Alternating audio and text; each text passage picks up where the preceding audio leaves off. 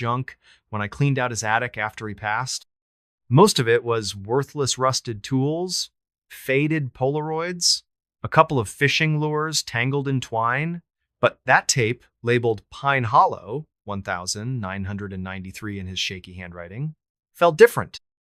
Heavy, somehow. I should have tossed it. I wish I had. My name's Caleb, and I'm not the kind of guy who believes in ghost stories. I'm a mechanic, 34 years old, living in a one-bedroom apartment in Boise, Idaho. I fix engines, drink cheap beer, and mind my own business. But that tape, it's why I'm telling you this now, with my hands shaking and the lights on at 2 a.m. Because what I heard on it, what I found changed everything. It started last fall when I drove up to Pine Hollow, a speck of a town in northern Idaho, to settle my dad's estate. He'd lived there his whole life, a quiet man who kept to himself after Mom left when I was a kid. Pine Hollow's the kind of place you'd miss if you blinked population 412, one gas station, one diner, and a whole lot of nothing else. The town's nestled in a valley surrounded by dense pine forests, the kind that seem to swallow sound and light. The air always smells like sap and damp earth, and the wind carries this low, eerie whistle when it cuts through the trees. Dad's house was a sagging two-story on the edge of town, backed right up against the woods. The attic was a mess, and I spent days sorting through his stuff. That's when I found the tape tucked inside a metal fishing tackle box. No player, just the cassette, its plastic case cracked but intact. I figured it was one of Dad's old fishing trip recordings she used to narrate his outings like some wannabe nature documentarian. But the label, Pine Hollow 1993, bugged me. That was the year I turned 2, the year Mom left, the year Dad stopped talking about the woods. I didn't have a cassette player, so I drove to the only electronics store in a 50-mile radius, a pawn shop in Coeur d'Alene.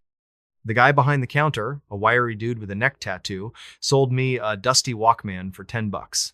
That night, back at Dad's house, I sat at the kitchen table, the tape in hand, hesitating. The house was too quiet, the kind of quiet that makes you hear your own heartbeat. Outside, the pines swayed in the wind, their branches scratching the roof like fingers on a chalkboard. I popped the tape in and pressed play. Static hissed through the headphones, loud enough to make me wince. Then Dad's voice came through, low and unsteady, not the warm baritone I remembered from childhood. October 12, 1993. This is John Tanner. If you're listening to this, something's gone wrong. I'm in the woods behind Pine Hollow, near the old logging trail. I don't know what's out here, but it's not right. A pause. Wind howled through the recording, sharp and biting. Then a low, guttural hum, like a distant machine, but softer, almost alive. My skin prickled. It started 3 nights ago. I saw something out here, in the trees. Eyes, maybe. Too big to be a bear, too still to be human. I thought it was nothing, just my head playing tricks. But it's been following me. Watching. Last night, it got closer. I heard it whispering my name. The tape cut out for a second, then snapped back. Dad's voice was quieter now, like he was crouching, hiding.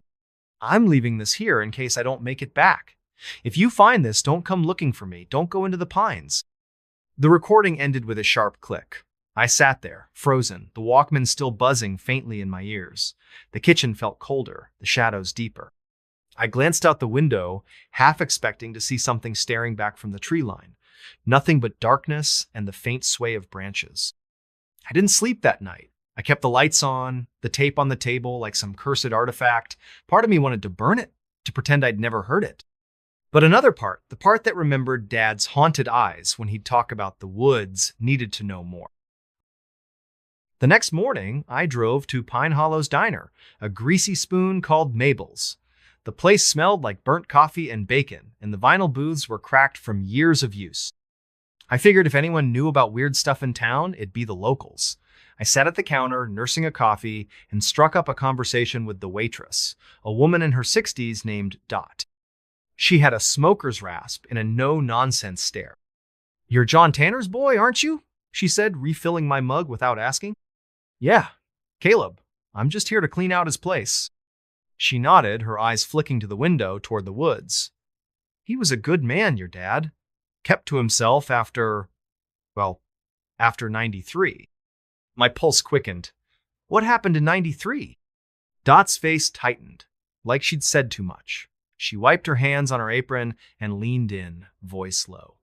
Folks don't talk about it much. That was a bad year. People went missing, hikers mostly.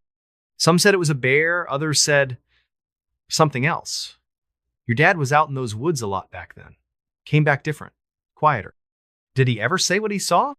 She shook her head. Not to me, but you might ask old man Carver. He and your dad were tight back in the day, lives out on Route 17, last house before the highway. I thanked her and left, the tape burning a hole in my jacket pocket. The drive to Carver's place took me past fields of dying grass and rusted mailboxes. His house was a squat, weather-beaten cabin surrounded by junked cars and stacks of firewood. Carver himself was outside, splitting logs, a wiry old man with a face like crumpled leather. He squinted at me as I pulled up. You John's kid? He called, not breaking his swing. Yeah, Caleb. Can we talk? He set the axe down and gestured to a pair of lawn chairs by the porch. We sat, the air heavy with the smell of pine and motor oil. I told him about the tape, about Dad's voice, the hum, the warning. Carver listened, his eyes fixed on the horizon. Your dad wasn't crazy, he said finally. Something's been in those woods for a long time. Not a bear, not a wolf, something older. Folks around here call it the Whisperer. I felt a chill, despite the midday sun. The Whisperer? He nodded, spitting into the dirt. Old stories, from before the town was even here. Loggers used to talk about it, something that lives in the pines, calls your name, draws you in. You hear it, you're marked. Most don't come back. Did Dad see it? Carver's eyes darkened. He saw something. 93 was when it got bad. 5 people went missing that fall. Hikers, couple of kids, no bodies, no tracks. Just gone. Your dad went out looking for one of them, a girl named Sarah Mills. He came back, spooked, wouldn't talk about it, stopped going into the woods after that. I swallowed hard, the tape's weight pressing against my chest. What do I do with this?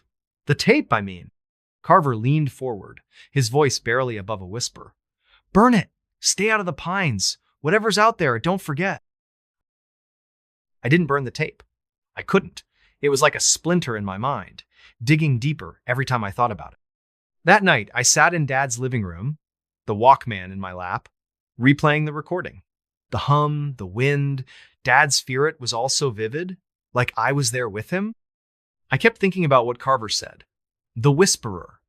It sounded like a campfire story, but Dad's voice, that wasn't a story, that was real. Against every shred of common sense, I decided to go into the woods. I had to know what Dad saw, what scared him so bad he never spoke of it. I waited until dawn, when the light felt safer, and packed a backpack with a flashlight, water, a hunting knife, and the tape. The old logging trail Carver mentioned was still there, a faint dirt path snaking into the forest behind Dad's house. The pines loomed overhead, their branches knitting together to block out the sky. The air was thick with the scent of resin and decay, and every step crunched on a carpet of needles. The trail was overgrown, barely visible in places. I followed it for maybe an hour, my boots sinking into the soft earth, my breath fogging in the chill. The forest was quiet, too quiet. No birds, no squirrels, just the occasional creak of a tree in the wind. I kept my eyes on the ground, looking for anything, a footprint, a broken branch, a sign Dad had been here. Nothing. Then I heard it. A hum, low and steady, like a generator buried underground. My heart stuttered. It was the same sound from the tape, but clearer, closer. I froze, straining to listen. The hum seemed to pulse, rising and falling like a heartbeat. It wasn't coming from any one direction, it was everywhere, vibrating through the trees, the ground, my bones. Caleb. My name, whispered soft as a breeze. I spun around, knife in hand, but there was nothing. Just pines, stretching, endless and dark. My pulse hammered in my ears, and for a second I thought I saw something, a shadow, tall and thin, flickering between the trees. But when I blinked, it was gone. I should have turned back. Every instinct screamed at me to run. But I kept going, deeper into the woods, the hum growing louder, the air heavier. The trail petered out, leaving me in a clearing ringed by ancient pines, their trunks gnarled and twisted like they'd been screaming for centuries. In the center was a pile of stones, moss-covered and uneven, like a makeshift altar. Scratched into one of the stones was a Symbol spiral with jagged lines radiating out, like a sun with broken rays. The hum was deafening now, a low throb that made my teeth ache. I knelt by the stones, my hands shaking as I brushed away the moss. Beneath it, carved into the rock, was a name, Sarah Mills. My stomach dropped. The girl Carver mentioned, the one Dad went looking for. There were other names too, half erased by time. Thomas Reed, 1978. Ellen Carter, 1965. James Holt, 1952. Dozens of them etched into the stones like a memorial, or a warning. Caleb. The whisper came again, closer this time, right behind me. I stumbled back, my knife slipping from my sweaty grip. The air felt wrong, like it was pressing down on me, thick and suffocating. I grabbed my flashlight and swung it around, the beam cutting through the gloom. Nothing, just trees and shadows and that goddamn hum. Then I saw it. At the edge of the clearing, half hidden by a pine, was a figure, tall, impossibly thin, its limbs bent at wrong angles, like a marionette with cut strings. Its face, if it had one, was lost in shadow, but I could feel it watching me, its gaze heavy and cold. My flashlight flickered, the beam stuttering, and in that split second, the figure was gone. I ran. I don't know how long or how far, branches clawing at my face, my breath ragged in my throat. The hum chased me, louder with every step, and my name echoed through the trees, over and over, in a voice that wasn't human.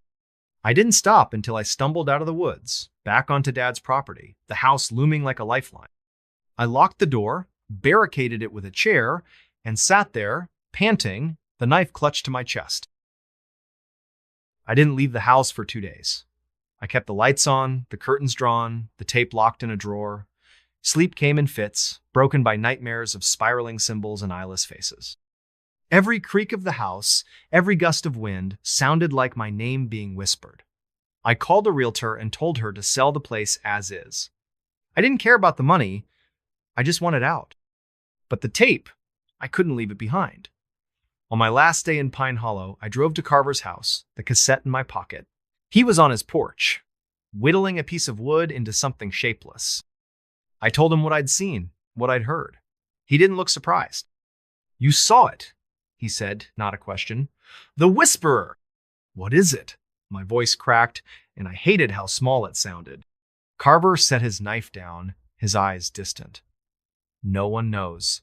Some say it's a spirit tied to the land. Others say it's older, something that was here before the trees, before the people. It takes what it wants. Marks you, calls you, pulls you in. Your dad got away, but most don't." "Why didn't he tell me?" Carver sighed. "He wanted to protect you. Thought if he stayed quiet, it'd leave you alone. But you went looking. You heard it call your name." I handed him the tape. "Burn it, please." He took it, his fingers brushing mine, and nodded.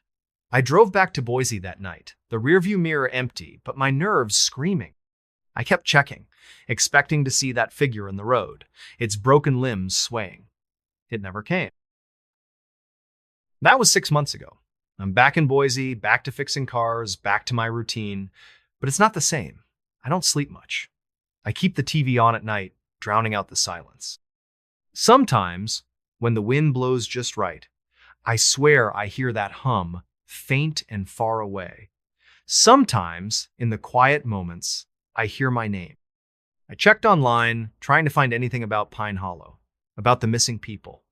There's nothing, just a few articles about hikers lost in the 90s, no details, no follow-up. The town's barely a blip on the map. I called Carver last week, but his phone's disconnected. I don't know if he burned the tape. I don't know if it matters. Last night, I found something in my apartment, tucked behind the couch. A cassette tape, cracked plastic case labeled Pine Hollow 1993. I don't know how it got there. I don't want to know. I locked it in a drawer, but I can still hear it, even now as I type this. The hum, the whisper, my name. If you're reading this, if you find this story, do me a favor. Stay out of the pines. The hollow beneath. I don't tell this story to scare people.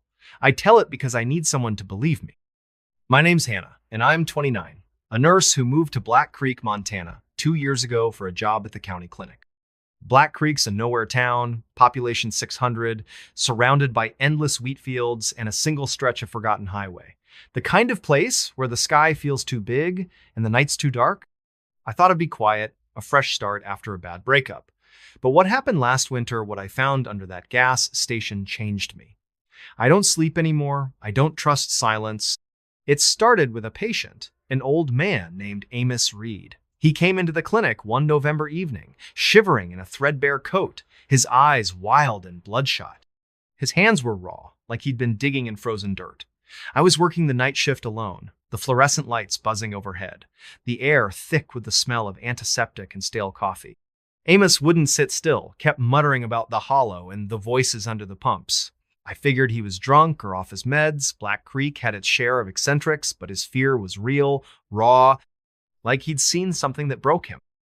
"They're down there, Hannah," he whispered, grabbing my wrist with surprising strength. His nails dug into my skin, leaving crescent-shaped marks. "Under the gas station on Route 12, they talk to me when I fill up my truck. They know my name." I humored him, checked his vitals, and sent him home with a referral to a psych in Billings. But his words stuck with me, burrowing into my thoughts like a splinter. The gas station, he mentioned, was the only one in town, a rundown Texaco with flickering neon signs and pumps so old they creaked when you used them. I passed it every day on my way to work, its cracked pavement and peeling paint a constant in Black Creek's gray landscape. I'd never thought much of it until Amos. A week later, I heard he was dead. Found in his truck off Route 12, engine still running, his eyes wide open and his hands clutching the wheel. The coroner called it a heart attack, but the sheriff's deputy who came by the clinic said something else. "No marks on him," he told me, his voice low. But the way he looked, like he saw something he couldn't unsee. I tried to shake it off. Small towns breed rumors, and I wasn't the type to buy into ghost stories. But that night, driving home past the Texaco, I slowed down. The station was dark, the pumps standing like silent sentinels under the sodium lights. The air felt heavy, like a storm was coming, though the sky was clear. I don't know why I stopped. Curiosity, maybe? Or something else. Something I can't explain. I pulled into the lot, my headlights cutting through the darkness, and sat there, engine idling, staring at the pumps. That's when I heard it. A low, rhythmic thrum, like a heartbeat pulsing through the ground. It wasn't loud, but it was wrong, like it didn't belong in the world.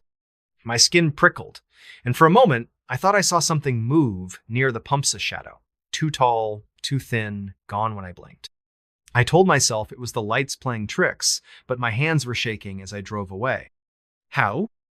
I couldn't let it go. Amos's words, the thrum, the shadow, they haunted me. The next night, I went back. It was stupid, I know, but I needed answers. I parked behind the station, where the lot backed up to a field of dead grass, and grabbed a flashlight and a crowbar from my trunk. The station was closed, the windows dark.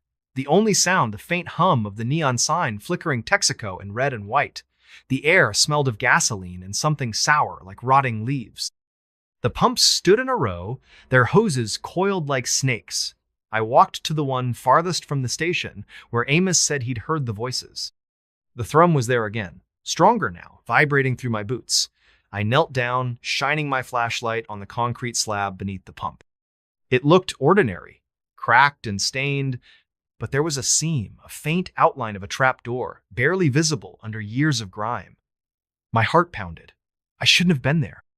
I should have called someone, anyone. But I wedged the crowbar into the seam and pried.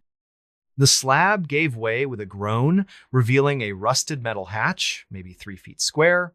The thrum was louder now, a deep, bone-rattling pulse. I hesitated, my breath fogging in the cold, then pulled the hatch open. A wave of damp, earthy air hit me, carrying the stench of mildew and something metallic, like old blood. Below was a ladder, its rungs slick with condensation, descending into darkness. I don't know what possessed me to climb down. Maybe it was the same thing that made Amos keep going back. The ladder creaked under my weight, and the thrum grew louder, echoing in my chest. My flashlight beam barely cut through the dark, illuminating rough stone walls that glistened with moisture. The air was thick, oppressive, like breathing through a wet cloth. At the bottom, maybe 20 feet down, was a tunnel, narrow and low, carved into the earth. The walls were uneven, etched with strange symbol spirals, jagged lines, shapes that hurt to look at too long. The thrum was deafening now, a living thing that pulsed in time with my heartbeat. I followed the tunnel, my flashlight shaking in my hand, the crowbar heavy in the other. The air grew colder, the smell of blood stronger. The tunnel opened into a chamber, maybe 30 feet across, its ceiling lost in shadow. The floor was dirt, soft and wet, and in the center was a pit, perfectly round, maybe 10 feet wide. The thrum came from there, a deep, unending drone that made my teeth ache. I edged closer, my flashlight beam trembling. The pit was deep, too deep for the light to reach the bottom, but there was something down there movement, faint and fluid, like oil shifting in water. And then I heard it. My name, Hannah. A whisper, soft and dry, like leaves scraping stone. It didn't come from the pit. It came from behind me. I spun around, my flashlight catching nothing but empty air. The chamber felt smaller, the walls closer, like they were breathing. Hannah. The whisper came again, from the left now, then the right, circling me. My pulse roared in my ears, and I backed toward the tunnel, my crowbar raised. The shadows moved. Not like a person, not like anything I could name, just shapes, tall and wrong, flickering at the edge of my light. I ran. The tunnel seemed longer going back, the symbols on the walls pulsing in time with the thrum. My flashlight flickered, the beam stuttering, and the whispers followed, my name over and over, in voices that weren't humansome, deep and guttural, others high and sharp, like children but cruel. I climbed the ladder, my hands slipping on the rungs, the crowbar clattering into the dark below. When I reached the hatch, I slammed it shut and dragged the concrete slab back into place, my arms burning with the effort. I didn't stop running until I was in my car, doors locked, engines screaming as I tore out of the lot. The thrum faded, but the whispers didn't. They followed me home, faint and distant, echoing in my head as I locked every door and window, drew the curtains, and sat on my couch clutching a kitchen knife. I didn't go to work the next day, or the day after. I called in sick, my voice shaking as I lied about the flu. I couldn't tell anyone what I'd seen, what I'd heard. They'd think I was crazy, like Amos. But I wasn't crazy. I knew what was down there. Something old, something that knew my name, something that wanted me to come back. I tried to research the gas station, the town, anything that could explain it. Black Creek's records were sparse, but I found a mention in an old newspaper clipping from 1957 buried in the library's microfiche. A construction worker had gone missing while installing the station's fuel tanks. No body, no trace, just a note that the ground was unstable and the project was delayed. Another article from 1972 mentioned a string of disappearance struckers, mostly last seen at the Texaco. The locals called it bad luck. I knew better. I went back to the station one last time, in broad daylight, because I needed to know it was real. The hatch was still there, the concrete slab undisturbed, but the seam was tighter, like someone or something had sealed it. The thrum was gone, the air still. I didn't dare open it again. I poured salt around the pumps, a trick my grandma swore by, and left. That was 3 months ago. I quit my job, moved to Missoula, tried to start over. But it's not over. The whispers come at night, faint but clear, my name slipping through the walls of my apartment. I've seen shadows outside my window, too tall, too thin, gone when I turn on the light. Last week, I found dirt under my fingernails, black and wet, like the soil from that chamber. I don't remember digging. I drive a different route now, avoiding highways, avoiding gas stations. But I know it's still out there, under Black Creek, under the pumps, waiting. It knows my name. It knows I found it. And it's patient. If you're ever in Black Creek, filling up at that old Texaco, listen close. If you hear a thrum, a whisper, your name in the dark run, don't look back. Don't go down.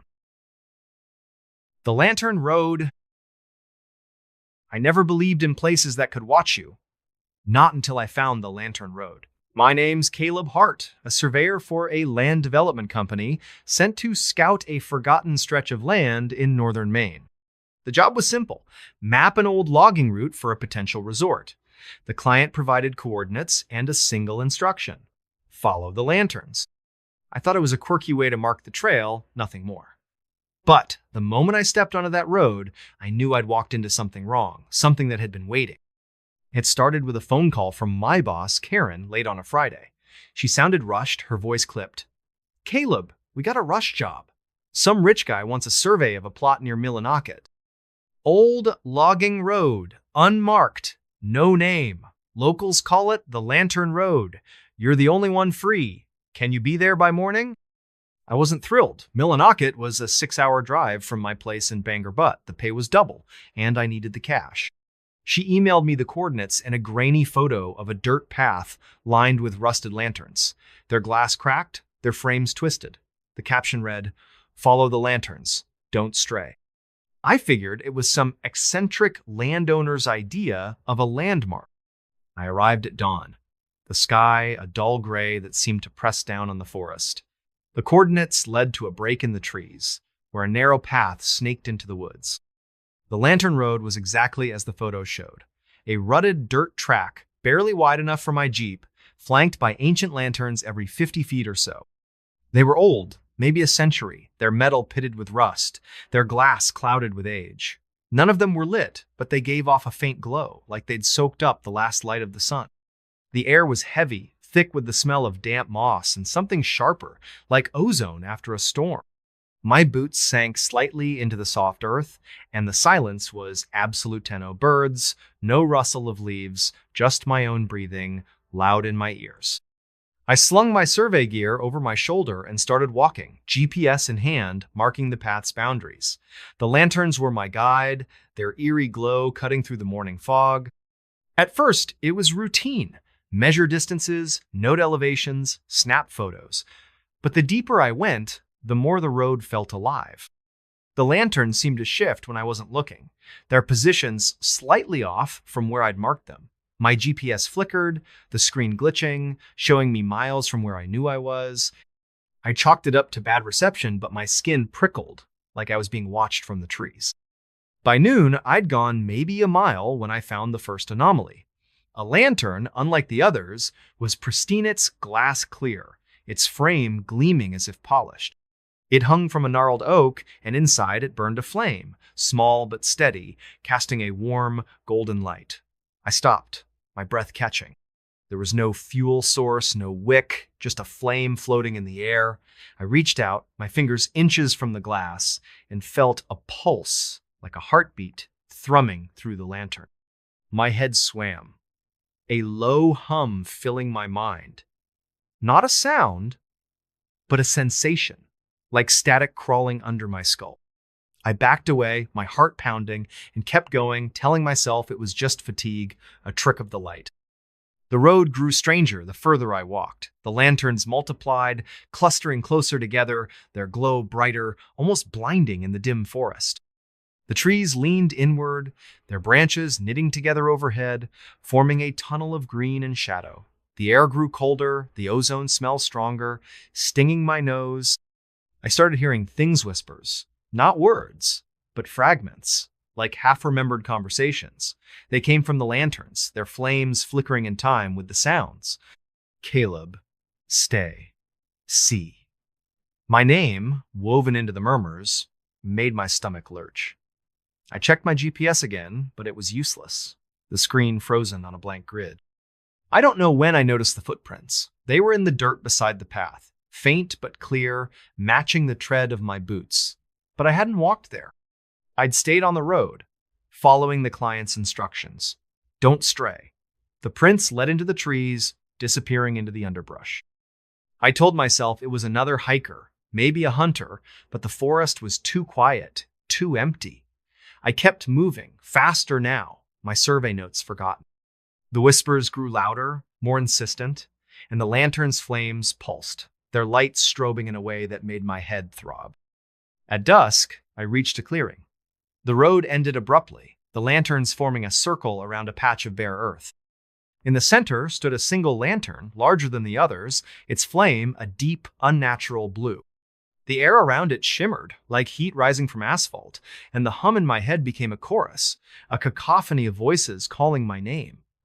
I dropped my gear, my hands shaking, and approached the lantern. Up close, I saw it wasn't empty. Inside the flame, shapes moved faces, distorted and fleeting, their mouths open in silent screams. I recognized one, impossibly. My father, who died when I was a kid, his eyes wide with terror. I stumbled back, my breath ragged, and that's when I saw her, a woman standing at the edge of the clearing, her face hidden in shadow.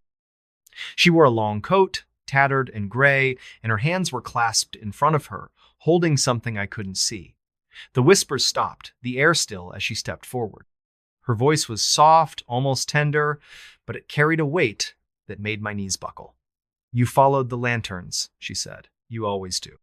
I tried to speak, to ask who she was, what this place was, but my throat was dry, my words stuck. She moved closer, her face still obscured, and I saw what she held. A lantern, identical to the one in the center, its flame blue and writhing. "They want to show you," she said, her voice curling into my thoughts. "Look." I didn't want to, but my eyes were drawn to the flame. The faces were clearer, now men, women, children, their expressions shifting from fear to anguish to something like ecstasy. And then I saw myself, my face in the flame, my mouth open, my eyes empty, the hum surged, filling my skull, and I felt Ida pull like a tide dragging me under. The woman's hand touched my shoulder, cold and heavy, and she whispered, "Join us." I don't know how I broke free. One moment, I was staring into the flame. The next, I was running, the lantern's light blurring past me. The road seemed to twist, the path looping back on itself. The lanterns multiplying, their flames roaring now, a wall of fire and sound. The whispers screamed my name, and the woman's voice was everywhere, soft and relentless. "You can't leave. You're already here." My legs burned, my lungs ached, but I kept running, the forest a maze of shadows and light. I woke in my Jeep, parked at the edge of the highway, my clothes soaked with sweat, my gear gone. The sun was high, the forest silent again. My GPS was blank, its memory wiped, and my phone showed no signal, no record of the photos I'd taken. I drove back to Bangor, not stopping until I reached my apartment. I told Karen I'd gotten sick, couldn't finish the job. She didn't push, but her voice was strange, distant, like she knew I was lying. I tried to forget the lantern road, but it's in me now. At night, I hear the hum, faint but growing, and I see the lanterns in my dreams, their flames flickering behind my eyes. I've found scratches on my arms, thin and precise, like they were carved by something sharp and deliberate. Last week, I found a lantern on my doorstep, small and rusted, its flame burning softly. I didn't touch it, but I heard her voice, the woman's whispering from inside, "He'll come back." I've moved twice since then, but the hum follows, and the lanterns keep appearing in my porch, in my car, outside my window. I don't know what they are, or what they want, but I know they're not done with me. If you're ever in Maine, if you see a dirt road lined with lanterns, don't follow them. Don't look at the flames. Because once you do, the road doesn't let you go. The hollow bell. The bell rang at 3:17 a.m. A single low chime that echoed through the empty streets of Coldwater, Montana, and woke me from a dead sleep. I'm Theo Grant, a mechanic by trade. Not the kind of guy who spooks easily, but that sound it wasn't right. It came from the old church at the edge of town, a sagging relic no one stepped foot in since the 80s. The bell shouldn't have rung. Its clapper was long gone, stolen, or rusted away, and the church was boarded up, left to rot in the shadow of the Bitterroot Mountains. I lay in bed, my heart pounding, waiting for another chime. It didn't come. Just silence, thick and heavy, like the town was holding its breath. Coldwater's the kind of place where nothing happens. A gas station, a diner, a handful of houses, and a population you can count on both hands. I'd moved here 2 years ago, running from a bad breakup and a worse debt, figuring a nowhere town was the perfect place to disappear. But that night, the bell's chime stuck with me, a splinter in my mind. I couldn't shake the feeling it was calling me. The next morning, I drove to the church, my pickup rattling over the frost-cracked road. The air was sharp, smelling of pine and wet earth, with a faint metallic tang I couldn't place. The church loomed ahead, its steeple leaning slightly, like it was tired of standing. The windows were boarded, the paint peeling in long gray strips, and the door was padlocked, though the chain was rusted, brittle. I walked the perimeter, my boots crunching on frozen grass, looking for signs of a prank kids, maybe, or some drunk messing around. Nothing. Just the bell tower, its silhouette stark against the gray sky, and that uneasy feeling like eyes watching from the shadows. I stopped at Mabel's diner for coffee, hoping to shake off the chill. Mabel, a wiry woman with eyes like a hawk, poured me a cup and leaned on the counter. "Heard the bell last night," she said, not asking, just stating it like fact. "You check it out?" "Yeah," I said, sipping the bitter brew. "Nothing up there. You know what's with that bell?" Her face tightened, her fingers drumming on the counter.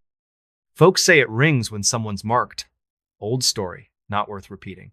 She turned away, busying herself with a coffee pot, but I caught the flicker of fear in her eyes. I pressed her, but she clammed up.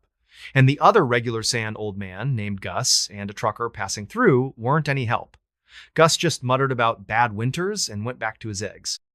The trucker shrugged, his eyes darting nervously. "Heard it too, huh? Stay away from that place, Theo. Ain't nothing good comes from messing with that bell." I drove back home, the diner's warmth fading as the cold crept back into my bones. Mabel's words, someone's mark echoed in my head, and I couldn't help but wonder who. The town felt different now, the silence heavier, the shadows longer. That night, I couldn't sleep. The memory of the bell's chime lingered, low and mournful, like a warning I didn't understand. Around midnight, I heard another sound of faint scratching, like nails on wood, coming from my front door. I grabbed the baseball bat I kept by the bed and crept to the living room, my pulse racing. The scratching stopped as I approached, but when I opened the door, there was nothing, just a single mark on the frame, a thin, deliberate scratch, like someone had dragged a knife across it. The next day, I went back to the church, this time with tools. The padlock on the door gave way with a quick pry, and I stepped inside, the air thick with dust and the sour smell of decay. The pews were splintered, the hymnals moldy, their pages stuck together. I climbed the rickety stairs to the bell tower, my flashlight cutting through the gloom. The bell was there, massive and tarnished, its surface etched with strange symbol spirals, jagged lines, shapes that seemed to shift when I looked too long. There was no clapper, just as I'd thought, but the inside of the bell was smooth, polished, like it had been cleaned recently. On the floor beneath it was a small pile of ash, still warm, smelling faintly of something sweet and rotten. I took photos, my hands shaking, and sent them to a friend, an amateur historian named Rachel. She called me an hour later, her voice tight. "Those symbols aren't random, Theo. They're old, pre-Christian, maybe older. Found on stones around here, tied to stories about the land choosing people. The bell, it's not just a bell, it's a signal. You need to leave." I laughed it off, told her she'd been reading too many ghost stories. But that night, the bell rang again. 3:17 a.m., one chime, deep and resonant, vibrating in my chest. I didn't go back to the church. Instead, I searched the house, looking for more scratches. I found them on the windowsills, the back door, even the mirror in my bathroom. Each one was identical, precise, like a signature. I didn't sleep. The next morning, I went to the town library, a cramped room in the community center with books older than me. I dug through local history, finding scraps about Coldwater's past.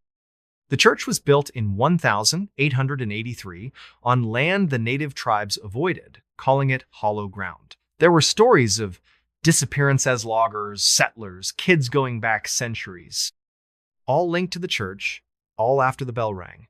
The most recent was a hunter, vanished last spring, his rifle found under the bell, surrounded by ash. The article called it a suicide, but the details didn't add up. No body, no note, just the ash and those same strange symbols carved into the stock of his gun. I started noticing things in town. The way people avoided my eyes, the way conversations stopped when I walked into the diner.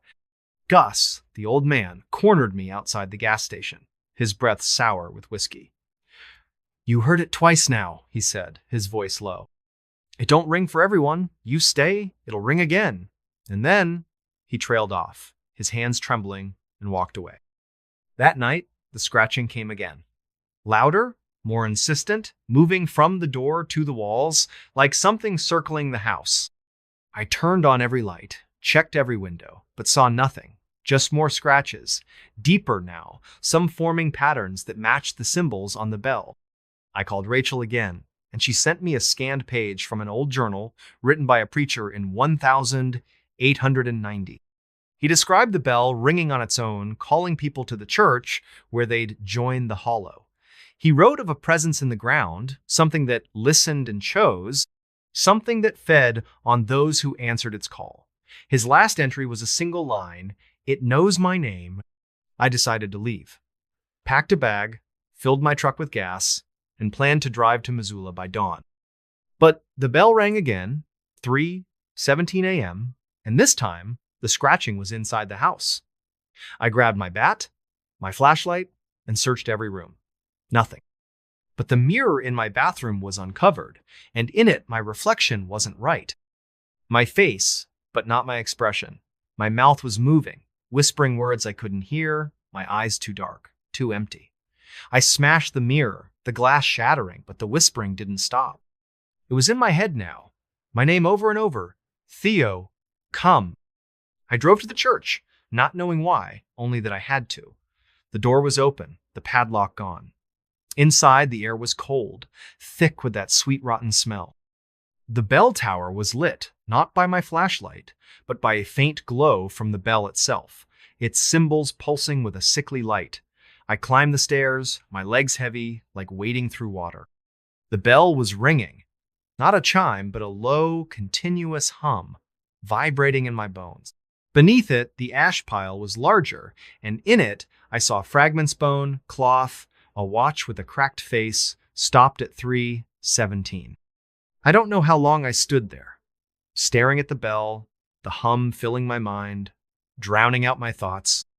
Faces appeared in the shadows, people I didn't know, their eyes hollow, their mouths moving in sync with the hum. They weren't there, not really, but I felt them, their presence pressing against me, urging me to stay. I saw my own face among them, not a reflection, but me, standing in the tower, my hands covered in ash. I ran. The road out of Coldwater was empty, the mountains looming like sentinels. My truck's engine sputtered, but I kept driving, the hum fading but never gone. I'm in Missoula now, crashing in a cheap motel, but the scratches keep appearing on my door, my car, my skin. They're faint, but they're there, forming those same symbols. The bell's hum follows me, a whisper in my dreams, calling me back. Last night, I found ash on my pillow, warm and sweet-smelling, and a note in my own handwriting, "Come to the hollow." I don't know what the bell is, or what lives in Coldwater's ground, but it knows me, it chose me, and it's waiting. If you're ever in Montana, if you hear a bell at 3:17 a.m., don't listen, don't go to the church, because once the hollow calls your name, it never stops. The Silent Ward. The scream woke me at 2:43 a.m. It wasn't Humanot exactly, but it cut through the stillness of Haven's End, a speck of a town in northern Wisconsin, like a blade through silk. I'm Avery Cole, a night shift nurse at St. Agnes Hospital, a crumbling brick building on the edge of town that should have been shut down years ago. The scream came from the third floor, the locked ward no one talks about, the one we call the silent ward because its patients never speak. I was alone at the nurse's station, the fluorescent lights buzzing overhead, when that sound hit me, raw and jagged, like something tearing itself apart. I froze, my pen hovering over a chart, my heart slamming against my ribs. The hospital was quiet again, but the air felt wrong thick, heavy, like it was pressing down on me. Haven's End is a nowhere place, a cluster of sagging houses and a diner that smells of grease and despair, nestled in a valley where the pines grow too tall and the winters last too long. St.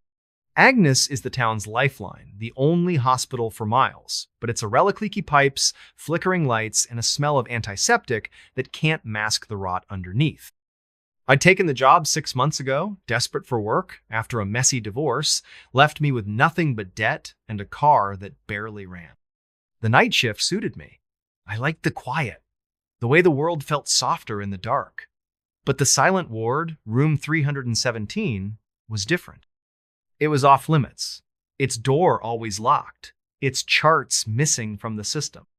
The other nurses whispered about it, stories of patients who didn't exist, of sounds no one could explain, but I'd never heard anything myself. Until that scream, I checked the monitors, my hands trembling. The third floor was dark, the cameras glitchy, showing only static where room 317 should have been. I radioed security, but Ed, the guard, was out back smoking, his voice crackling through the static. Probably just pipes, Avery. Old place creaks like hell. I wanted to believe him, but pipes don't scream. I grabbed my flashlight and headed to the stairwell, the air growing colder with each step.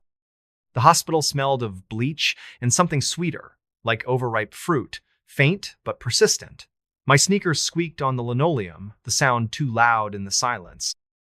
The third floor was a maze of locked doors and abandoned rooms, the air stale, the walls stained with watermarks that looked like faces if you stared too long.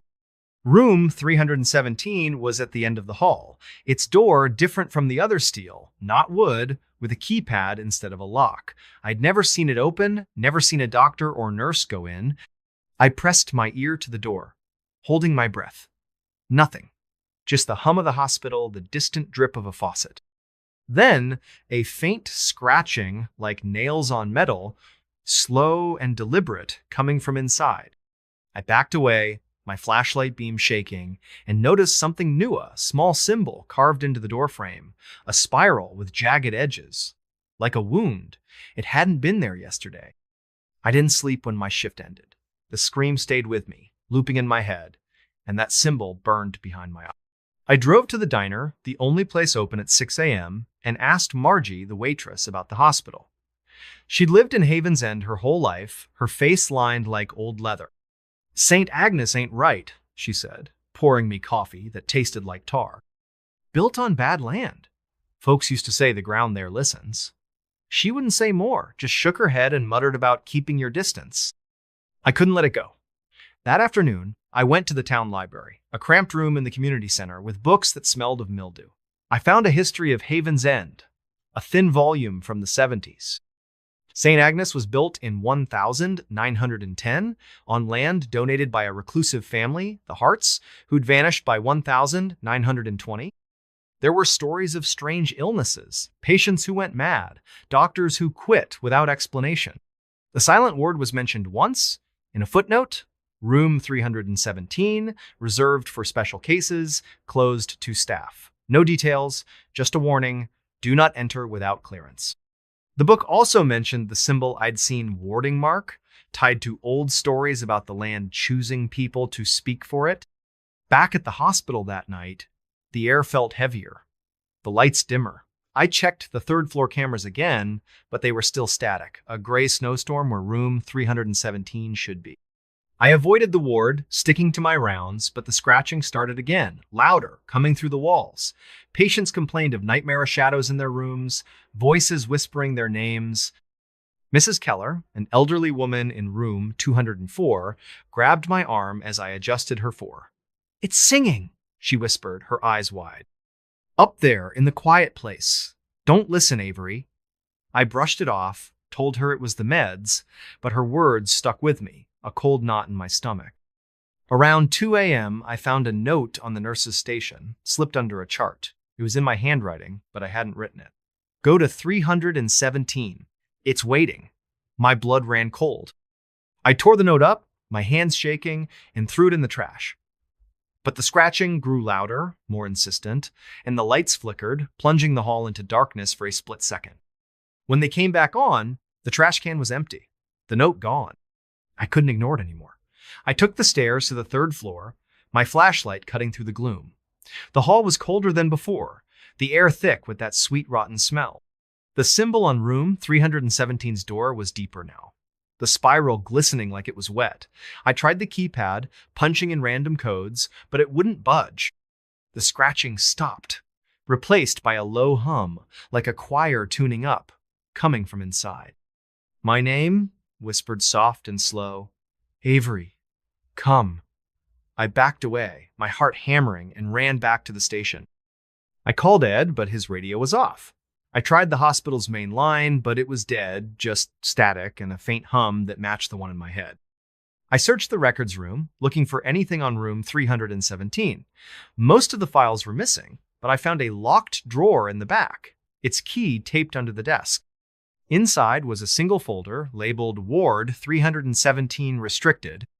It held patient logs, but the names were redacted, replaced with numbers.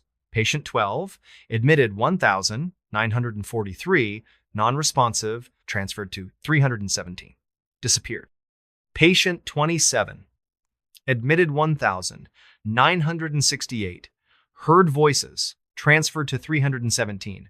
No record of discharge. Dozens of entries, all the Semino outcomes, just gone.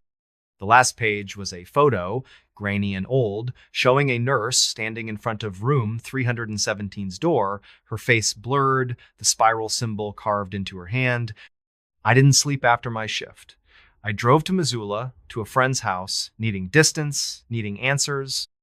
Rachel, my historian friend, met me at a coffee shop, her laptop open to scans of old documents.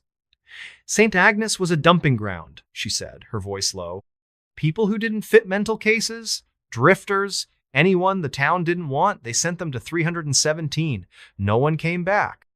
The Harts, the family who built it, they believed the land was alive, that it needed voices to speak through. That symbol you saw, it's in their journals. They called it a key. I told her about the scream, the hum, the note. Her face paled. Get out of Haven's End, Avery. That place, it's not just haunted, it's hungry. I went back, not because I wanted to, but because I couldn't stay away. The hum was in me now, a constant drone, pulling me back to the hospital. That night, the third floor was different. The lights were out, the hall lit only by a faint glow from under room 317's door. The scratching was gone, but the hum was louder, a song without words, weaving through my thoughts. I found another note on the station, in my handwriting again. Open the door. This time, I didn't tear it up. I walked to room 317, my flashlight trembling, the spiral symbol glowing faintly, like it was alive. The keypad beeped, accepting a code I didn't know 243, the time I'd heard the scream. The door clicked open, revealing a room that shouldn't exist. It wasn't a hospital room, no bed, no equipment, just a bare concrete floor and walls covered in spirals, hundreds of them pulsing with that same sickly light. In the center was a hole, a jagged pit in the floor, the hum pouring out of it like a living thing. I saw shapes in the dark faces, hands, eyes watching me, their mouths moving, singing my name. I don't know how long I stood there, the hum filling my mind, drowning out everything. I saw myself in the pit, my face among the others, my voice joining the song. A hand touched my shoulder, cold and heavy, and a voice whispered, "You're home." It wasn't human, not anymore, but it knew me, knew everything about me. I screamed, or thought I did, and ran, the door slamming shut behind me. I left Haven's End that morning, my car packed with what little I owned. I'm in Minneapolis now, crashing on Rachel's couch, but the hum follows me. It's quieter, but it's there, in my dreams, in the silence between heartbeats. I find spirals everywhere on my apartment door, in the margins of my notebooks, etched into my skin when I wake up. Last night, I found a chart in my bag, one I didn't write. Patient 84, Avery Cole, admitted to 317, singing, "I don't know what lives in St. Agnes, or what it wants, but it's not done with me. If you're ever in Haven's End, if you hear a scream at 2:43 a.m., don't go to the third floor. Don't open the door. Because once the silent word calls you, it never lets you go." The door at the end of the hall. The knocking woke me at 3:13 a.m. 3 sharp raps, deliberate and slow, coming from the door at the end of the hall in my new apartment in Black Hollow, Vermont. I'm Riley Kane, a graphic designer who'd fled Boston after a burnout left me hollowed out, chasing cheap rent and solitude in a town so small it barely registered on a map. The apartment was a Stila second-floor flat in a sagging Victorian house, its paint peeling like old skin, its windows rattling in the October wind. The landlord, a wiry man named Mr. Harrow, had handed me the keys with a warning, "Don't bother with the door at the end of the hall. It's locked. Always has been." I'd nodded, too tired to care, but that night, the knocking changed everything. The sound wasn't loud, but it was wrong precise, too measured, like someone was testing the door's strength. I lay in bed, my heart thudding, staring at the ceiling where shadows danced in the moonlight. The apartment was quiet otherwise, the kind of quiet that feels alive, pressing against your eardrums. I waited, breath held, for another knock. Nothing. Just the faint creak of the old house settling, or so I told myself. But sleep wouldn't come. The air felt thick, heavy with the smell of dust and something sharper, like wet iron. I got up, my bare feet cold on the hardwood, and crept to the hallway. The hall was narrow, its wallpaper faded to a sickly yellow, curling at the edges. At the far end, maybe 20 feet away, was the door Mr. Harrow had mentioned, plain wood, no knob, just a rusted keyhole and a faint crack running down its center. I'd barely noticed it when I moved in, assuming it led to storage or a sealed-off room. Now, it seemed to loom, the shadows around it deeper, almost liquid. I stood there, my phone's flashlight casting a weak beam, and listened. No knocking, no sound, just the hum of my own pulse. But as I turned away, I saw a faint scratch on the doorframe, thin and jagged, like a claw mark. I didn't sleep after that. The next morning, I called Mr. Harrow, my voice shaky as I asked about the door. "Told you, don't bother with it," he snapped, his tone clipped. "Old house, old quirks. Leave it be." He hung up before I could press him. I tried to focus on work, setting up my laptop in the cramped living room, but my eyes kept drifting to the hall.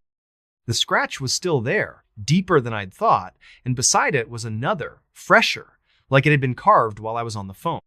Black Hollow was a ghost of a town, a cluster of clapboard houses in a general store that doubled as a post office, nestled in a valley where the trees grew too dense and the fog never quite lifted. I went to the store that afternoon, hoping to dig up some local gossip. The clerk, an older woman named Esther, with eyes like chipped flint, gave me a tight smile when I mentioned the apartment. "Harrow's place, huh? You hear anything odd?"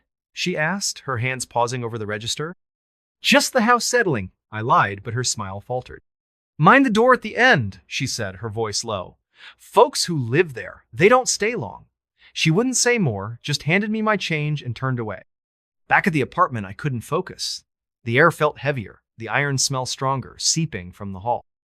I searched online for anything about the house, but Black Hollow was a black Heleno records, no history, just a few mentions of a fire in the 1920s that gutted half the town. The house, though, was older, built in 1890 by a family called the Wickers. They'd vanished by 1900, no trace, no explanation. I found a grainy photo on an obscure blog, showing the house in its prime, the door at the end of the hall clearly visible, unmarked, its keyhole glinting like an eye. That night, the knocking came again.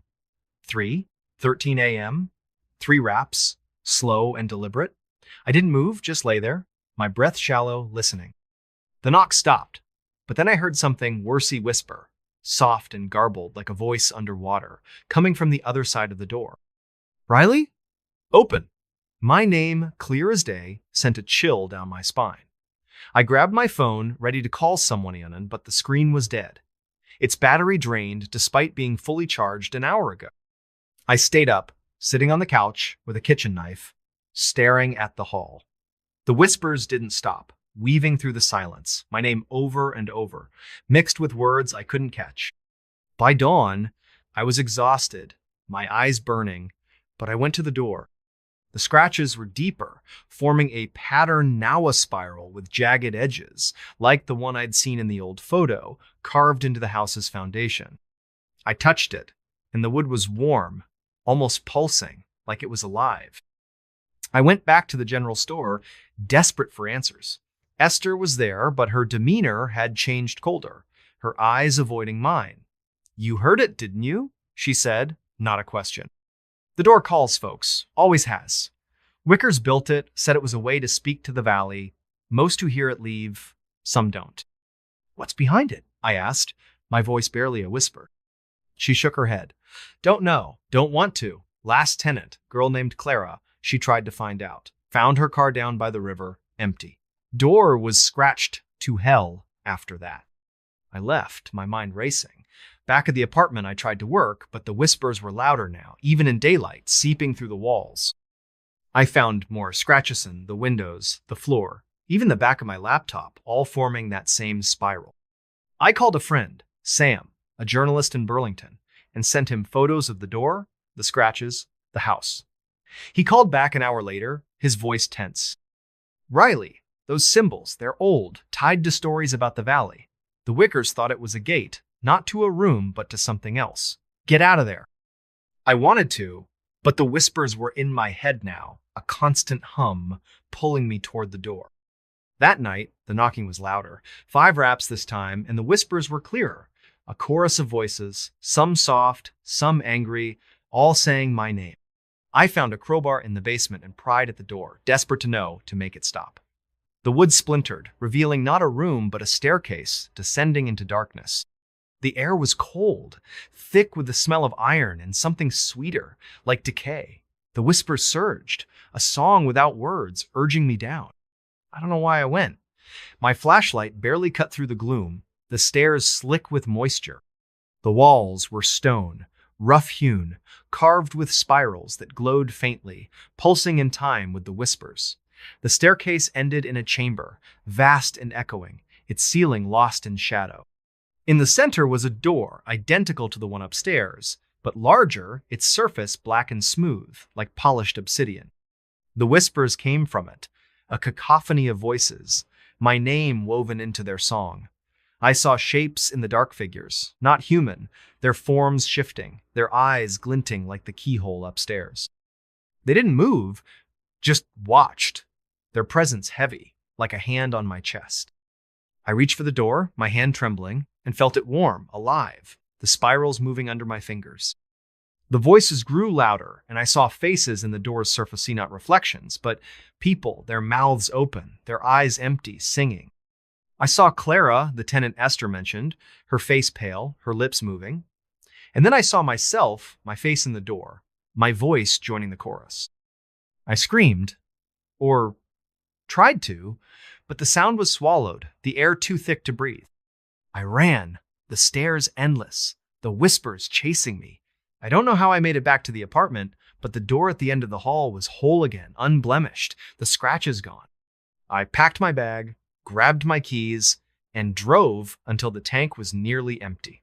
I'm in a motel now, far from Black Hollow, but the whispers follow, faint but persistent, like a song I can't unhear. I find spirals everywhere, on my car, my clothes, my skin, etched so lightly I barely notice until they bleed. Last night, I found a key in my pocket, rusted and heavy, with no lock to fit. The door at the end of the hall is still there, in my dreams, its surface black and alive, calling me back. I don't know what it is, or what it wants, but it knows my name.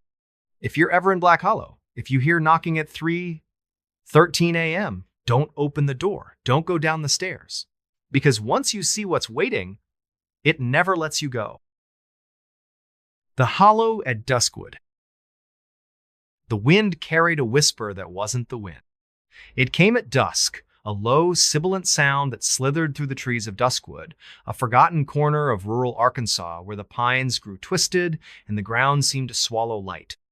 I'm Harper Wells, a folklorist chasing stories of lost places, and I'd come to Duskwood chasing a remora, single yellowed note I'd found tucked inside an old book at a flea market in Little Rock. The note was scrawled in faded ink. Stay out of the hollow. It listens. No signature, no date, just those words, and a crude map pointing to a clearing deep in Duskwood's forest. That whisper, the one that wasn't the wind, hit me the first night I camped there, and it changed everything. Duskwood wasn't a town, not really just a scattering of trailers and a gas station with a flickering sign, nestled in a valley where the air always smelled of damp earth and something sour, like rotting fruit. The locals called the forest the Hollow, a name that carried weight, like a warning you didn't question. I'd driven in with my beat-up camper van, my notebook filled with half-baked theories about old settler tales, expecting to find nothing but trees and maybe a ghost story or two. The map led me to a dirt path off Route 62, barely wide enough for my van, the pines closing in like a tunnel. I parked at the edge of a clearing, the ground soft and spongy, the air heavy with that sour smell. My tent was up by sunset, the sky bruised purple, the forest unnaturally quiet, no birds, no crickets, just the faint rustle of leaves. That's when I heard it, the whisper. It wasn't words, not at first, just a low hum, like a crowd murmuring just out of earshot. I froze, my flashlight trembling in my hand, its beams slicing through the gathering fog. The sound came from the center of the clearing where a single tree stood, its trunk blackened and gnarled, like it had been burned but somehow still lived.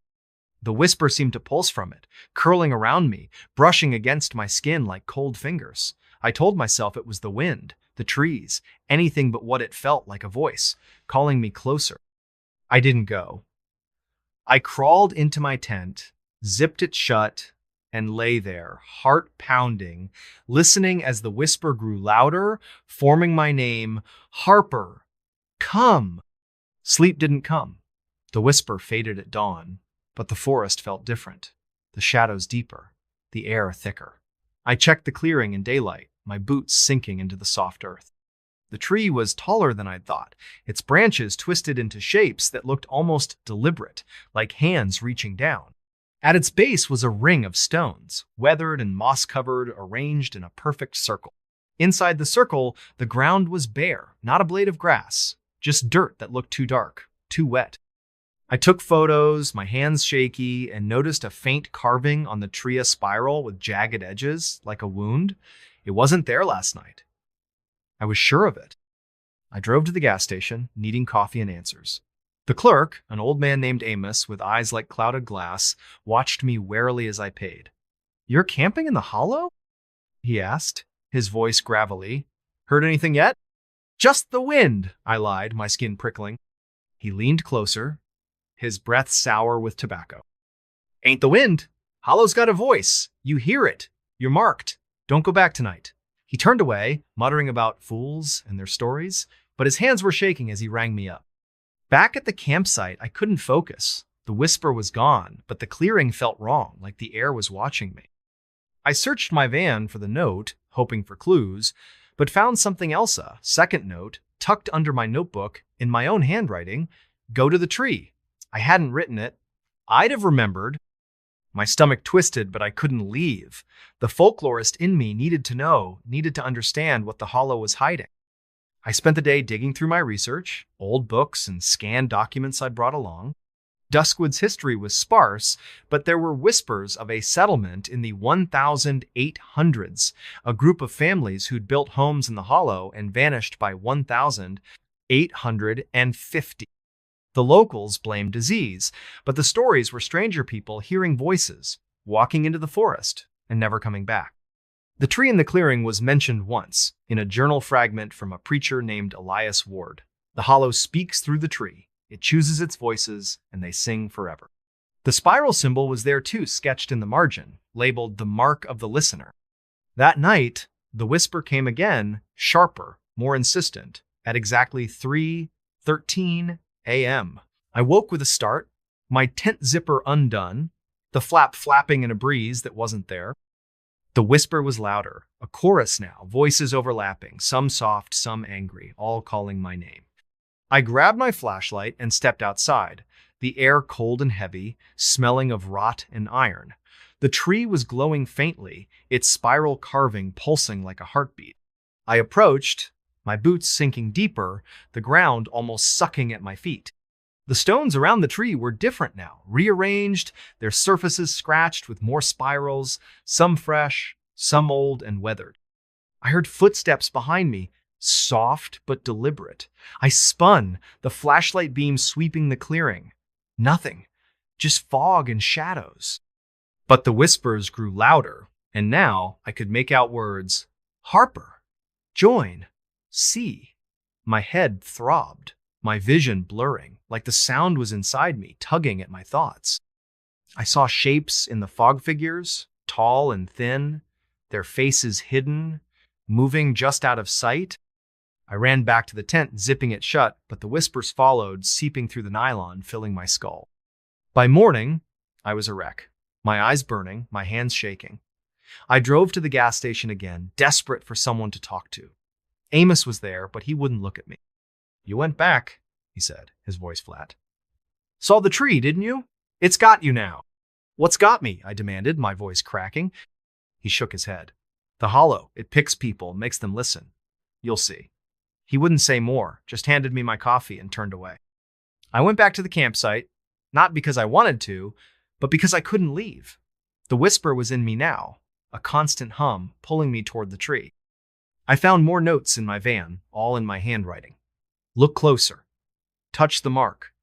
Sing. I burned them, but the ashes smelled sweet, like the rot in the clearing. I searched the forest, looking for answers, and found a trap door hidden under a pile of leaves, its wood rotted but carved with the same spiral. It led to a tunnel, narrow and damp, the air thick with that iron rot smell. My flashlight flickered, but I went down, the walls closing in, the whispers growing louder, echoing off the stone. The tunnel opened into a chamber, its ceiling low, its walls covered in spirals, hundreds of them glowing faintly. In the center was a pit, black and bottomless, the whispers pouring out like a tide. I saw things in the dark faces, hands, eyes watching me, their mouths moving, singing that wordless song. I recognized one face impossibly. My mother, dead 10 years, her eyes empty, her lips forming my name. I stumbled back, my flashlight falling, its beam spinning across the walls. The whispers surged, and I felt Ida pull, like the pit was reaching for me, unraveling me. I don't know how I got out. I remember running, the tunnel stretching longer than it should, the whispers chasing me. I made it to the van, drove until the gas light blinked, and didn't stop until I was in Little Rock. I'm in a motel now, the city's noise a faint shield against the hum. But it's still there. In my head, in my dreams, calling me back to the hollow. I find spirals everywhere on my door, my notebooks, my skin, etched so lightly they bleed before I notice. Last night, I found a stone in my pocket, smooth and cold, carved with that jagged spiral. The tree is waiting. I see it when I close my eyes, its branches reaching, its roots curling through my thoughts. I don't know what the hollow is or what it wants, but it knows me. If you're ever in Duskwood, if you hear a whisper that isn't the wind, don't go to the clearing. Don't touch the tree, because once it chooses you, it never lets go. The villa at Red Pines. The light flickered at exactly 2:47 a.m. Not a power surge, not a loose bulb, but a single, deliberate pulse that made the shadows in the villa twist like living things. I'm Quinn Adler, a travel writer burned out from city life, chasing solitude in Red Pines, a nowhere town in northern Idaho where the forest swallowed the horizon. I'd rented the villa, sprawling century-old house on the edge of town, because it was cheap and promised quiet. The listing called it historic charm, but didn't mention the light in the upstairs window, the one that flickered every night, or the Polaroid I found under the floorboards my first day there, showing a man standing in that same window, his face blurred with the words "Don't look back" scrawled on the back in red ink. That flicker, that photo-A, was the hook that pulled me into something I still can't explain. Red Pines was barely a town. A gas station, a diner with cracked vinyl booths, and a handful of houses clinging to the edge of a forest so dense it seemed to breathe. The villa stood alone, a mile from the nearest neighbor, its stone walls weathered to a dull gray, its windows dark except for that one upstairs, always glowing faintly, even when the power was off. The air around it smelled of pine and something metallic, like blood left to dry. I'd arrived on a chilly October afternoon, the sky heavy with clouds, the wind carrying a faint hum, like a radio tuned to static. The realtor, a nervous woman named Lila, handed me the keys and muttered, "Don't mess with the upstairs. It's particular." I thought she meant the plumbing. Inside, the villa was a time capsule creaking hardwood floors, faded wallpaper with floral patterns curling at the edges, and furniture that smelled of dust and old secrets. The staircase to the second floor was steep, its banister worn smooth, leading to a locked door at the end of the hall. The key didn't work, and Lila's number went straight to voicemail when I tried to call. I set up in the downstairs bedroom, figuring I'd deal with it later. That night, I woke to the flicker to 47 a.m., the light in the upstairs window pulsing once, then going dark. I checked the breaker, thinking it was a fault, but everything was fine. That's when I found the Polaroid, slipped under a loose floorboard in the living room, the man's blurred face staring out, his hand pressed against the glass. I didn't sleep after that. The house felt alive, the silence too heavy, broken only by the occasional creak of the walls, like footsteps pacing above me. My skin prickled, my mind replaying the Polaroid's warning, "Don't look back." I tried to work, typing up notes for my next article, but my eyes kept drifting to the staircase, to the locked door I hadn't seen yet. The metallic smell was stronger now, seeping from the walls, mixing with the musty scent of old wood. I told myself it was just the house, just my imagination, but the flicker came again the next night. 2:47 a.m. And this time, I heard something a whisper, faint and garbled, like a voice trapped in static, coming from upstairs. "Quinn, see?" I went to the diner the next morning, needing coffee and answers. The waitress, an older woman named Dot, with eyes that didn't blink enough, poured me a cup and leaned in when I mentioned the villa. "You're staying at the old Hartwell place?" she said, her voice low. "Heard anything yet?" "Just the wind," I lied, my hands tightening around the mug. She didn't buy it. That house don't like guests.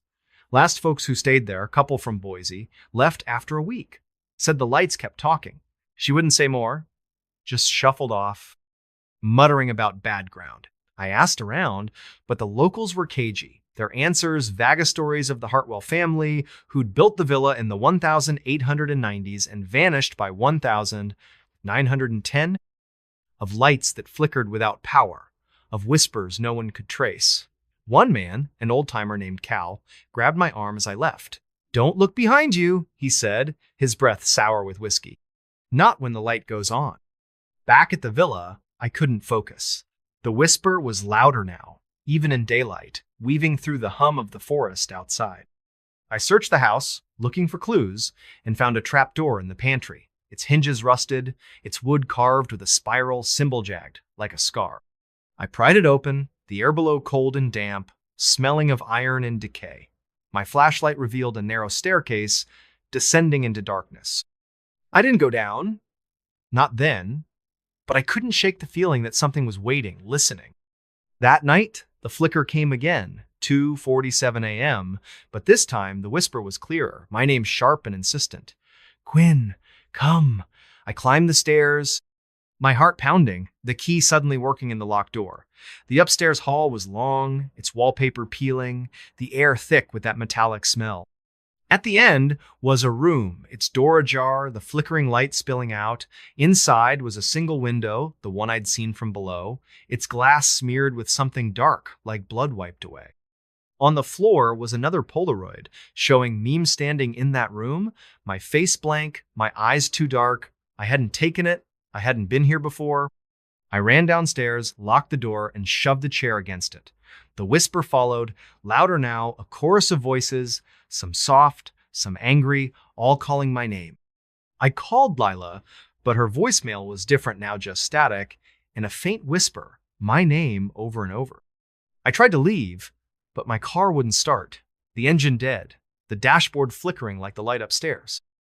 The house creaked, the shadows moving, and I found more Polaroids under the couch, in my bag, on the kitchen counterall, showing me in that room, my face wrong, my hands pressed against the window. I went back to the trapdoor, needing answers. The staircase led to a basement, its walls stone, slick with moisture, carved with more spirals, glowing faintly. The air was heavy, the iron decay smell overwhelming. At the far end was a door, black and smooth, like the one upstairs but larger, its surface pulsing with that same sickly light. The whisper came from it. A song now, wordless but alive, pulling me closer. I saw shapes in the dark figures. Not human. Their forms shifting, their eyes glinting like the Polaroid's flash. They didn't move, just watched, their presence heavy, like a hand on my throat. I touched the door, and it was warm, alive, the spirals moving under my fingers. The voices surged, and I saw faces in the door's surface-not reflections, but people, their mouths open, singing. I saw the man from the first Polaroid, his face clear now, his eyes empty. And then I saw myself, my face in the door, my voice joining the song. I screamed, or tried to, but the sound was swallowed, the air too thick to breathe. I don't know how I got out. I remember running, the stairs endless, the whispers chasing me. I made it to the van, drove until the gaslight blinked, and didn't stop until I was in Spokane. I'm in a motel now, the city's noise, a faint shield against the hum. But it's still there. In my head, in my dreams, calling me back to the villa. I find spirals everywhere on my door, my notebooks, my skin, etched so lightly they bleed before I notice. Last night, I found a Polaroid in my wallet, showing me in that upstairs room, my face blank, the words, "Don't look back," written in my own handwriting. The villa is waiting. I see it when I close my eyes, its light flickering, its door open, calling me home. I don't know what lives in Red Pines or what it wants, but it knows me. If you're ever in northern Idaho, if you see a villa with a light that flickers at 2:47 a.m., don't stay, don't look at the window, because once you do, the house never lets you go. The shadow on the sill. The shadow moved at 4:12 a.m. Not a flicker of moonlight or a passing car's headlights, but a deliberate, fluid motion across the windowsill of my rented cabin in Hollow Creek, Kentucky. I'm Mara Tate, a private investigator who'd retreated to this speck of a town to escape a case that went bad real bad in Louisville. I needed quiet, a place to lick my wounds, but Hollow Creek wasn't quiet, not really. The cabin, a weathered box of logs perched on a hill overlooking a dense forest, came with a warning from the owner, a grizzled man named Amos. Don't open the window by the bed. Not ever. I thought he was joking, or maybe just superstitious, until I saw that shadow and found the note slipped under my door the next morning. It saw you. Don't look again. The handwriting wasn't mine, and it wasn't Amos's.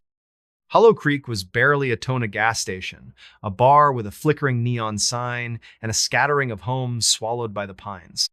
The air was heavy with the scent of damp moss and something acrid, like burned metal, that clung to the back of my throat.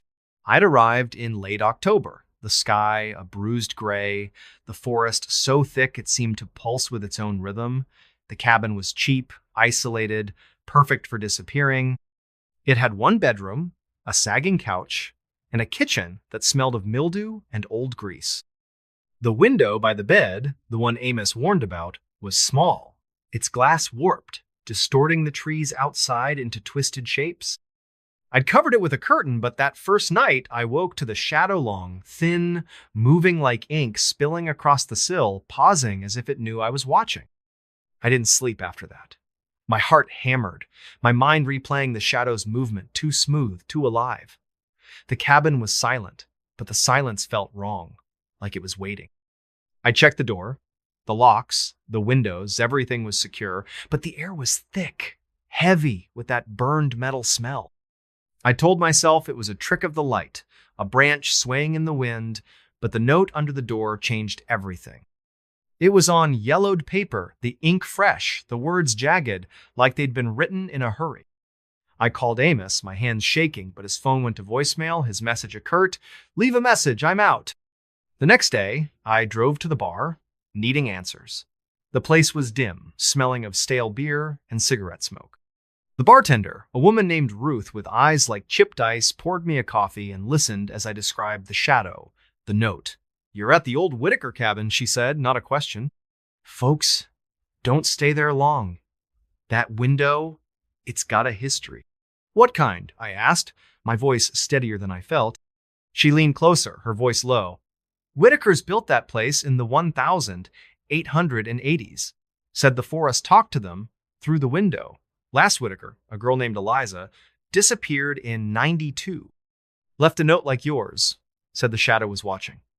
Ruth turned away, busying herself with a rag, but I caught the fear in her eyes. I went back to the cabin, the note burning a hole in my pocket. The forest felt closer now, the trees leaning in, their branches scratching the roof like fingers. I searched the cabin, looking for clues, and found a loose floorboard under the bed. Beneath it was a tin box, rusted and heavy, containing a journal pages, yellowed, ink faded, but the handwriting clear. It belonged to Eliza Whitaker, dated 1992.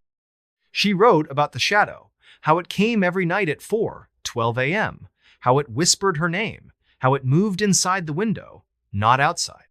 The last entry was a single line. It's not a shadow, it's me. My stomach twisted. I checked the window, the curtain still in place, but the glass was cold, too cold, like it was pulling heat from the room. That night, the shadow came again. 4:12 a.m., sliding across the sill, slow and deliberate, like it was testing the curtain's edge. The whisper followed, soft and guttural, my name woven into a sound that wasn't words. Mara, look. I didn't. I sat on the couch, my gun in my lap, staring at the curtain, waiting for dawn. But the whisper didn't stop, and by morning, another note was under the door. You looked. It knows. I hadn't looked. I was sure of it. But the note felt like an accusation, heavy in my hand. I drove to the gas station, hoping to find Amos, but the clerk, a kid with nervous eyes, said he'd been gone for days. You're at the Whitaker place? He asked, his voice cracking. Get out. That window? It ain't right. He wouldn't say more, just handed me my change and turned away. Back at the cabin, I couldn't think straight. The whisper was louder now, even in daylight, a hum that vibrated in my bones. I found more notes under my pillow, in my bag, tucked inside the journal, in that same jagged handwriting, all saying the same thing. Look. I burned them, but the ashes smelled wrong, sweet and metallic, like the forest itself. I searched the cabin again, finding scratches on the walls, the floor, the window frame within, precise, forming a spiral pattern that matched one in Eliza's journal, labeled The Mark of the Watcher. I called a friend, Lena, a retired cop in Louisville, and sent her photos of the notes, the journal, the scratches. She called back, her voice tight. Mara, that symbol, it's old, tied to stories about the forest. The Whitakers thought it was a door, not to a place, but to something. Get out of there! Now. I wanted to, but the whisper was in my head, a constant pull, urging me to the window. I covered it with a blanket, nailed it shut, but the shadow came anyway. 4:12 a.m. Moving through the blanket, its form sharper now, like a silhouette of me, but wrong too tall, too thin, its head tilted at an impossible angle. I didn't sleep. I sat by the door, gun in hand, listening as the whisper grew into a chorus, voices overlapping, some soft, some screaming, all saying my name. I found another note, this time inside my coat pocket. You're already here. My handwriting, but not mine. I tore it up, my hands shaking, and decided to leave. I packed my bag, grabbed my keys, but the car wouldn't start, the engine dead, the dashboard flickering like the shadow on the sill. Desperate, I pried open the window frame, needing to know. The glass was smooth, but the wood was warm, pulsing, the spiral scratches glowing faintly. The shadow was there, inside the glass, not outside. Its form shifting, my face staring back, but not my face me. Eyes were empty, my mouth open, whispering. I smashed the window, the glass shattering, but the shadow didn't move. It reached out, its fingers brushing the air, and I felt Ida tug, like something pulling at my core, unraveling me. I ran, leaving everything, my bag, my gun, my sanity. The forest was a blur, the trees closing in, their branches snagging my clothes. I made it to the gas station, hitchhiked to Lexington, and didn't stop until I was in a motel. The city's noise, a faint shield against the whisper. But it's still there. In my head, in my dreams, calling me back to the cabin. I find spirals everywhere on my door, my skin, my mirror, etched so lightly they bleed before I notice. Last night, I found a note in my wallet, in my handwriting. Look behind you. I don't look. I can't. But the shadow is there in every reflection, every dark corner, waiting. I see it when I close my eyes. Its form sharper, my face clearer, whispering my name. I don't know what lives in Hollow Creek, or what it wants, but it knows me. If you're ever in Kentucky, if you see a cabin with a window that doesn't look right, don't stay. Don't look at the sill. Because once the shadow sees you, it never lets you go. The last guest at the Starlight Motel. The neon sign flickered like a dying heartbeat, casting a sickly pink glow over the cracked asphalt of the Starlight Motel's parking lot. I found the place by accident, or so I thought, when my car broke down on a lonely stretch of Route 17 in rural Nevada. My name's Nora Quinn, a freelance journalist chasing a story about forgotten towns in the Mojave Desert.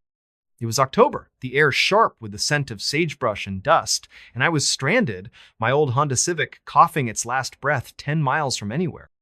The motel was the only sign of life, a squat, U-shaped building with peeling paint and a half-lit sign that read, Starlight Motel, Vacancy. Below it, in smaller letters, someone had scrawled in marker, last room left. I grabbed my backpack and trudged toward the office, the gravel crunching under my boots. The silence was oppressive, broken only by the faint buzz of the neon and a distant coyote's howl. The office door creaked as I pushed it open, releasing a musty smell of stale coffee and cigarette smoke. A bell above the door jingled, too loud in the quiet. Behind the counter sat a man, gaunt and pale, his eyes sunken like he hadn't slept in years. His name tag read, Cliff. He didn't look up from the crossword puzzle he was scribbling in, but his voice was low, raspy. Last room's yours, number 13, keys on the hook.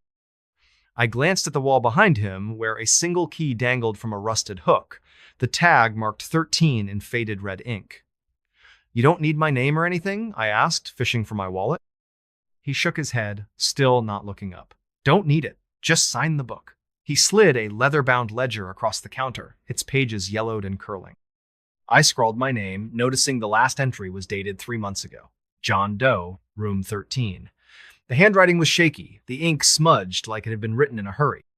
I handed over a 20, but Cliff waved it away. First night's free, you'll need it. The words hung in the air, heavy with meaning I couldn't grasp. I took the key, its metal cold against my palm, and headed to room 13. The motel was eerily quiet. The other rooms dark, their curtains drawn tight. My room was at the far end of the U, its door slightly ajar, as if someone had just left. The air inside was damp, smelling of mildew and something metallic, like old pennies. A single bulb flickered overhead, casting long shadows across the faded wallpaper. The bed was made, but the sheets were threadbare, stained with faint brown spots. A rotary phone sat on the nightstand, its cord frayed, and a small mirror hung above a chipped sink. I locked the door, double-checked it, and tried to shake the feeling that I wasn't alone. I called a tow truck, but the line crackled, the operator's voice fading in and out. Nearest truck's in Reno, she said. Might be a day or two. I hung up, frustrated, and lay on the bed, staring at the water-stained ceiling. That's when I heard a faint tapping, like fingers drumming on glass. It came from the window, but when I pulled the curtain back, there was nothing, just the empty parking lot and the neon signs flicker. The tapping stopped, then started again, this time from the mirror. I froze, my reflection staring back, but it felt wrong, like the face wasn't quite mine. My eyes looked too wide, my skin too pale. I covered the mirror with a towel, telling myself it was just exhaustion. Sleep didn't come easy. The tapping continued. Irregular but persistent, now joined by a low hum, like a refrigerator running in another room. I pulled the pillow over my head, but the sound burrowed into my skull, vibrating in my teeth. Around midnight, the phone rang, a shrill, jarring sound that made me bolt upright. I hesitated, then picked it up. Static crackled, thick and heavy, but beneath it, I heard a voice as soft, almost a whisper, saying my name, Nora, stay. I slammed the receiver down, my heart pounding. The hum stopped, but the silence was worse, thick and suffocating, like the room was holding its breath. The next morning, I went back to the office, determined to get answers. Cliff was there, still hunched over his crossword as if he hadn't moved. Who else is staying here? I asked, trying to keep my voice steady. I heard noises last night. He didn't look up. Just you. Last guest checked out months ago. But the ledger? Folks come and go, he said, his pencil scratching the paper. Room 13 special, always the last one taken. I pressed him, but he wouldn't say more. Just pointed me to a diner across the road for breakfast. The diner was a relic, its chrome stools rusted, its formica counters chipped. The waitress, a woman with gray hair and a permanent frown, poured me coffee that tasted like tar. I asked about the motel, hoping for some local gossip. Her eyes narrowed. Starlight? You're staying there? She leaned in, her voice low. Get out before dark. That place, it don't let go of everyone. She wouldn't elaborate, just shuffled away, muttering about bad ground. I left a tip and headed back, my unease growing. The motel felt different in daylight, the shadows sharper, the air heavier. I decided to poke around, see if I could find anything about room 13 or the strange noises. The other rooms were locked, their windows boarded or covered with grime. But behind the motel, hidden by overgrown sagebrush, I found a storm cellar, its doors padlocked but rusted through. I pried them open with a crowbar from my car, the hinges screaming in protest. The cellar was dark, the air thick with the smell of wet earth and decay. My flashlight revealed shelves lined with jars, their contents murky, floating in cloudy liquid. Old furniture was stacked against the wall shares, a dresser, a cracked mirror like the one in my room. In the corner, under a tarp, was a box of papers, receipts, maintenance logs, and a guest ledger, different from the one in the office. Its pages were filled with names, all for room 13, dating back decades. Each entry had a note beside it. Didn't leave, gone by morning, heard the song. My name was there too, in my own handwriting, dated yesterday. But I hadn't written in this ledger. I'd signed the one in the office. My hands shook as I stuffed the ledger into my backpack. I needed to get out, tow truck or not. But as I climbed out of the cellar, I heard it again, the tapping, louder now, coming from the direction of my room. I ran back, my boots slipping on the gravel, and found the door to room 13 wide open. Inside, the mirror was uncovered, the towel neatly folded on the bed. My reflection stared back, but it wasn't right. My eyes were wrong, too dark, and my mouth was moving, humming a tune I didn't know. I grabbed my bag and bolted for the car, but the key wouldn't turn. The engine sputtered, then died, the dashboard lights flickering like the neon sign. The tapping was everywhere now, on the windows, the roof, the hood, a relentless rhythm that matched the hum in my head.